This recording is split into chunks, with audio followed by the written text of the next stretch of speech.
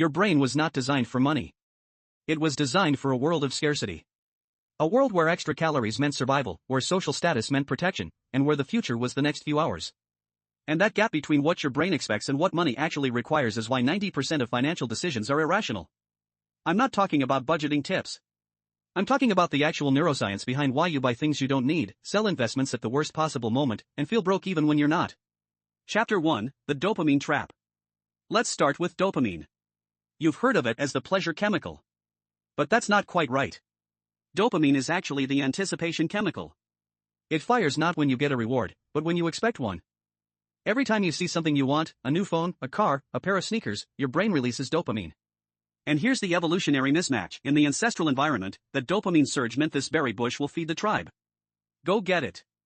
In the modern world, it means one-click purchase. The anticipation feels good. The having often doesn't. That's why buyer's remorse exists.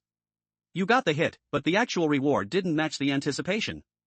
Retailers know this. They engineer the anticipation. Limited drops. Flash sales. Only 3 left. They're hacking your dopamine system, and you're paying them for the privilege. Chapter 2, Loss Aversion. Why we're wired to lose. Here's a fact that changes how you see every financial decision. Losing $100 hurts about twice as much as gaining $100 feels good. This is called loss aversion. Nobel Prize-winning research by Kahneman and Tversky. And it explains almost every terrible financial decision people make. When the market drops 10%, the pain is so intense that people sell, locking in the loss, rather than waiting for recovery. They choose a certain small loss over an uncertain potential gain. Even when the math says holding is better 80% of the time. But it gets worse. Loss aversion doesn't just affect investing. It affects how you negotiate salary, how you price your services, and whether you start that business at all.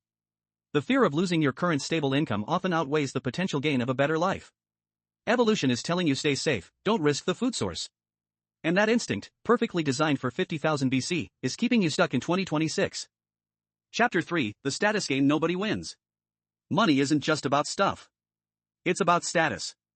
And status is a zero-sum game. Evolutionary psychologists call this the conspicuous consumption theory. We signal wealth through visible spending because in tribal times, being seen as successful meant better mating opportunities and stronger alliances. The problem? Status is relative. A $5,000 watch signals wealth in a room of $500 watches. But in a room of $50,000 watches, you're the poor guy. This is the hedonic treadmill. You earn more, you spend more, you adapt to the new level, and you need even more to feel the same satisfaction. It's a rat race where the track keeps extending. Here's the irony, the wealthiest people you'll never recognize. They drive used cars. They live in normal houses. Because they understand that real wealth isn't what you spend, it's what you keep. The average millionaire drives a 4-year-old car worth about $30,000. The game has 2 rules, one is to make money, the other is to not spend it on signaling. Most people only play the first one. Chapter 4, Temporal Discounting. Your future self doesn't exist. This one is wild. fMRI studies show that when you think about your future self, the same brain regions activate as when you think about a stranger. Your brain literally treats future you as someone else. This is called temporal discounting. The further away a reward is, the less value your brain assigns to it. $100 today feels more real than $1,000 in a year, even though the math is obvious. This explains why people don't save for retirement. Why they take credit card debt at 25%. Why they buy the car now instead of investing. The fix? Make future you real.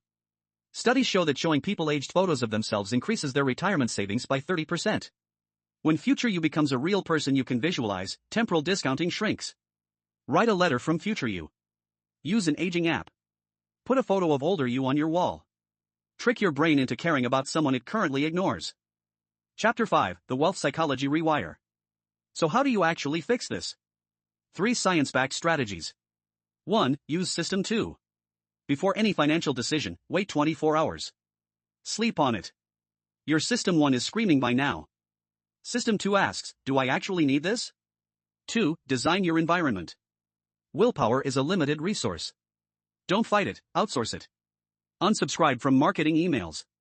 Remove saved credit cards from websites. Use the 30-day rule for any non-essential purchase.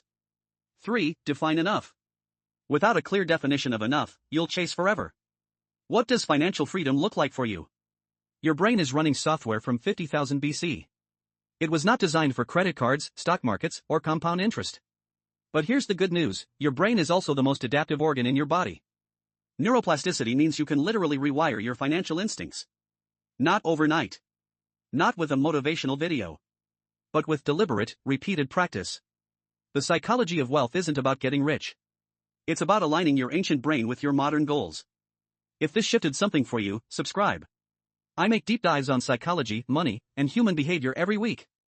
And drop a comment, which of these biases hits you hardest? Thanks for watching.